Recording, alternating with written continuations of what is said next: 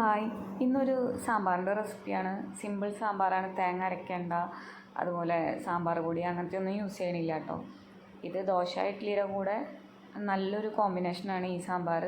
അതുപോലെ ചോറിൻ്റെ കൂടെയും നല്ലൊരു ഇതായിട്ട് പോണൊരു സാമ്പാറാണ് കേട്ടോ.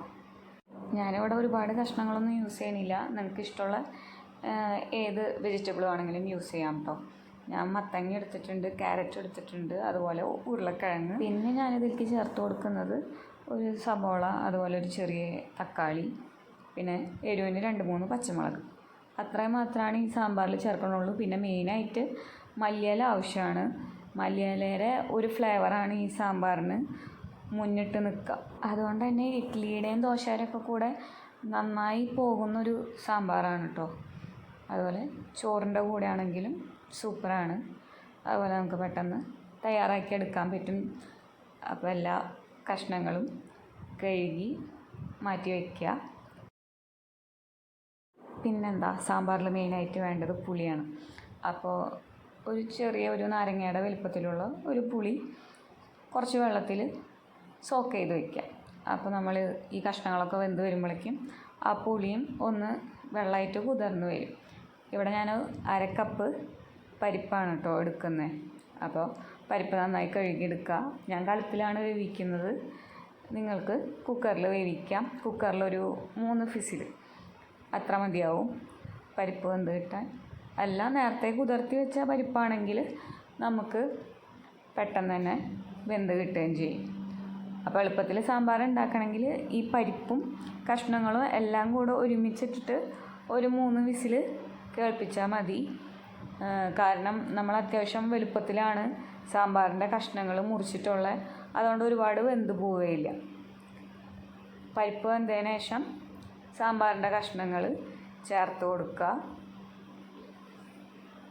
പിന്നെ വേണ്ടത് 2-3 പച്ചമുളക്, അത് നടുകീറിയിട്ട് ഇട്ട് കൊടുക്കുക.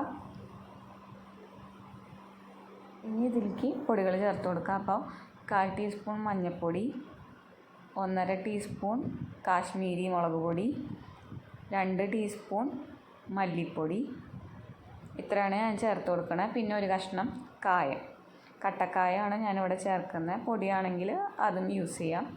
പിന്നെ പാകത്തിനുള്ള ഉപ്പും വേവാൻ ആവശ്യമായിട്ടുള്ള വെള്ളം കൂടി ചേർത്തിട്ട് വേവിച്ചെടുക്കാം. അപ്പോൾ പാത്രമൊക്കെ മൂടി വെച്ചിട്ട് കഷ്ണമൊക്കെ ഒന്ന് വെന്ത് വരുന്ന സമയത്ത് നമുക്ക് പുളി ചേർത്ത് കൊടുക്കാം.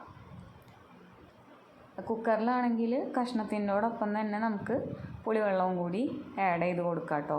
കഷ്ണം വെന്ത് കിട്ടിക്കോളും. ഇതിപ്പോൾ ഇങ്ങനെ വേവിക്കണ കാരണമാണ് നമ്മൾ സെപ്പറേറ്റ് ചേർത്ത് കൊടുത്തിട്ടുള്ളത്. അപ്പോൾ കറിയിൽ ഉപ്പും പുളിയൊക്കെ പാകത്തിനുണ്ടോയെന്ന് നോക്കുക. പുളി ഉപ്പൊക്കെ ഒന്ന് ബാലൻസ് ചെയ്യാൻ വേണ്ടിയിട്ട് ഒരു ചെറിയ കഷ്ണം ശർക്കര ചേർത്ത് കൊടുക്കുന്നുണ്ട്. ശർക്കരപ്പൊടി ആയാലും കുഴപ്പമില്ല. ഒരു നുള്ളു ഉലുവാപ്പൊടിയും കൂടി ചേർത്തിട്ട് കറി നമുക്ക് ഇറക്കി വയ്ക്കാം. ഇനി താളിച്ചെടുക്കാം. അതിന് വേണ്ടിയിട്ട് ഒരു പാനിൽ വെളിച്ചെണ്ണ ഒഴിച്ചിട്ട് കടുക് പൊട്ടിക്കാം. പിന്നെ വേണ്ടത് എന്താ, വറ്റൽമുളകും ഇട്ട് കൊടുത്തിട്ട് കറി താളിച്ച് ചേർക്കുക. പിന്നെ ഇനി ഇതിൽ മെയിനായിട്ട് വേണ്ടത് മല്ലിയിലയാണ്. അപ്പോൾ കുറച്ചേറെ മല്ലിയില ഇട്ട് കൊടുക്കുക. അപ്പോൾ സിമ്പിളായിട്ട് ഉണ്ടാക്കാൻ പറ്റുന്ന സാമ്പാറാണ്. ഞാനിപ്പോൾ മൺകലത്തിൽ വെച്ച കാരണമാണ് ഇത്ര ടൈം എടുത്ത്. കുക്കറിലാവുമ്പോൾ നമുക്ക് പെട്ടെന്ന് ഉണ്ടാക്കിയെടുക്കാൻ പറ്റും. സിമ്പിളായിട്ടുള്ളൊരു റെസിപ്പിയാണ്. അപ്പോൾ എല്ലാവരും ട്രൈ ചെയ്ത് നോക്കുക. എങ്ങനെയുണ്ടെന്നുള്ള അഭിപ്രായം കമൻറ്റ് ബോക്സിൽ അറിയിക്കുക. വീണ്ടും സപ്പോർട്ട് ചെയ്യുക. Thank you.